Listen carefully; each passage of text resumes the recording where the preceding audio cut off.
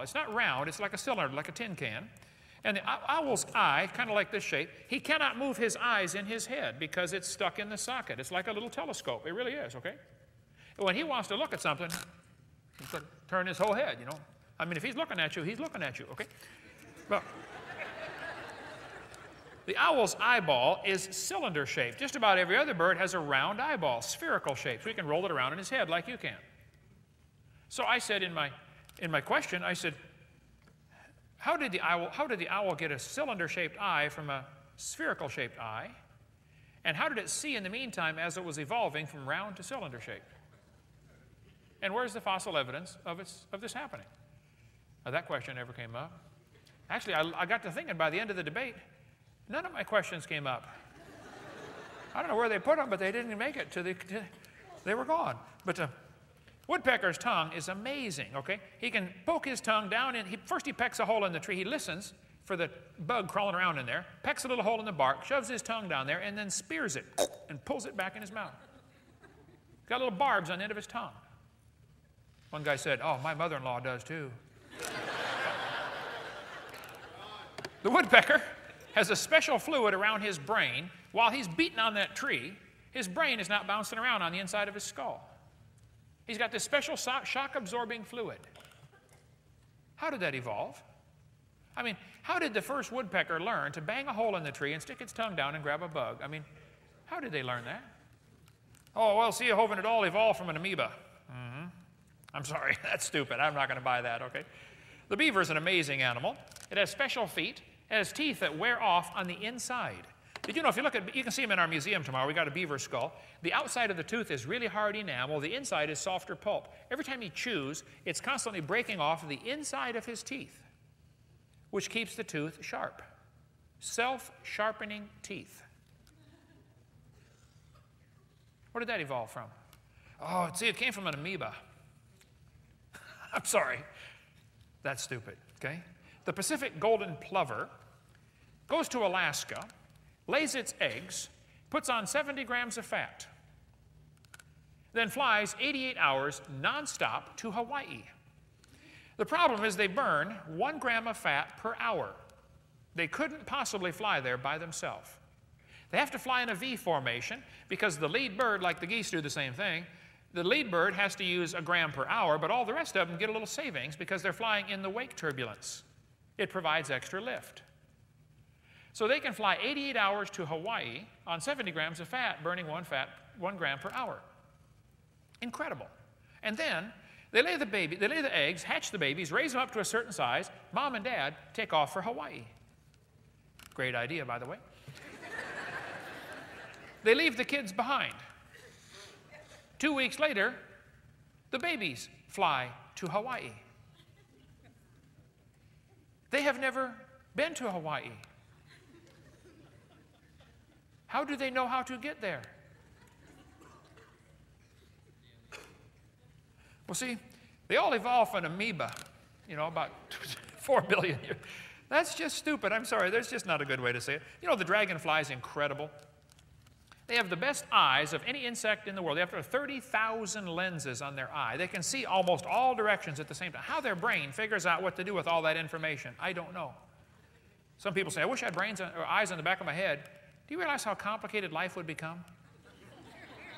I like Dennis's question about what if your knees bent backwards, what would chairs look like?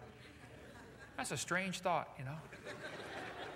By the way, I was surprised most of you had never heard of Dennis Swift. I've known him for years. It's just amazing. His head is full of cool stuff. I really enjoy hearing Dennis. He'll be there speaking again tomorrow. I've spoken at a couple conferences with him before, and I said, you guys have got to hear Dennis Swift. I think you'd really enjoy that. Dragonfly can fly forwards or backwards. It's like a helicopter. Unbelievable. You study the flight of a dragonfly, it'll blow your mind. They spend 1 to 2 years as larvae before developing into adults. Who was the ancestor of a dragonfly? Well, kids, it was an amoeba. Here we go again. That's what they're going to teach the kids. Now, you may not have your kids in a public school, but your neighbors do. Right? This is your mission field. Okay? This is your assignment. Go fix the problem. You might not change the school, but you can convert all the kids. Jesus didn't spend any time trying to change the Roman Empire. He just went after people, one by one. That's unstoppable. If the Christians would learn to forget trying to change the Roman Empire, let's just go after the people. We'll get them all converted, okay?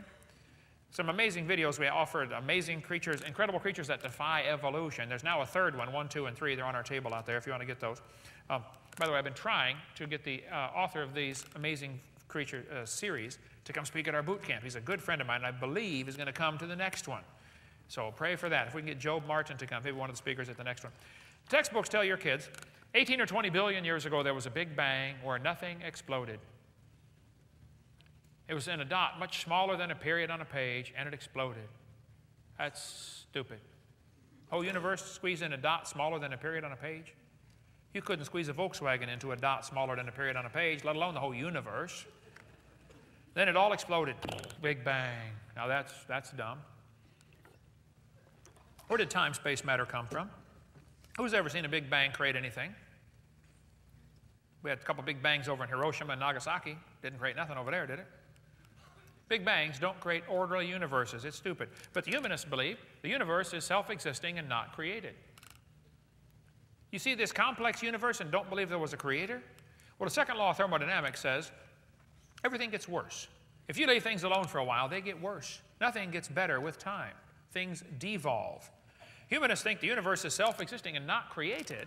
Second law says everything gets worse. It had to have a winding up time because it's all winding down. It's not common sense to say it evolved by chance. Evolutionists say, well, if you add energy, you can overcome the second law, and the Earth receives energy from the sun. Yeah, but the universe is a closed system, okay? It's not receiving any new energy just by definition of universe. That covers everything. And adding energy is destructive. You have to have something to use the energy. The Japanese added a bunch of energy to Pearl Harbor and didn't organize a thing for us. A couple years later, we returned the favor and added some energy to a few of their cities and didn't organize a thing. We've been adding all kinds of energy to Afghanistan, trying to find that guy with the diaper on his head, and haven't organized a thing. That's how you tell when the terrorists reach puberty, you know, they put their diaper on their head. Oh. Adding energy is destructive. It's not going to organize anything. The sun's energy is going to destroy the roof on your house. The sun's energy is going to destroy your whole house. The sun's energy will destroy your roof on your car. It's going to destroy your upholstery. It's going to destroy the paint job on your car. Only one thing that can use the sun's energy is chlorophyll. No, they say adding energy solves the problem. I'm sorry, that's stupid. Adding energy makes the problem worse for the evolutionist. They say things are getting better. That's stupid. Here's Sue at 20. Here she is at 90. No, things don't get better with time, okay?